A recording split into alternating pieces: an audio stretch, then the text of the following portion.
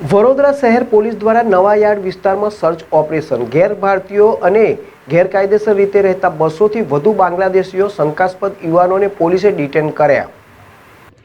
વડોદરા શહેર પોલીસ દ્વારા નવાયાર્ડ વિસ્તારમાં સર્ચ ઓપરેશન ગેરભારતીયો અને ગેરકાયદેસર રીતે રહેતા 200 થી વધુ બાંગ્લાદેશીઓ શંકાસ્પદ યુવાઓને પોલીસે ડિટેન કર્યા। જમ્મુ કાશ્મીરના પહેલગામમાં ગત તારીખ 22 એપ્રિલના રોજ થયેલા આતંકવાદી હુમલામાં 27 ભારતીયોએ જીવ ગુમાવ્યો હતો। આ ઘટના બાદ ભારત સરકાર એક્શનમાં આવી હતી।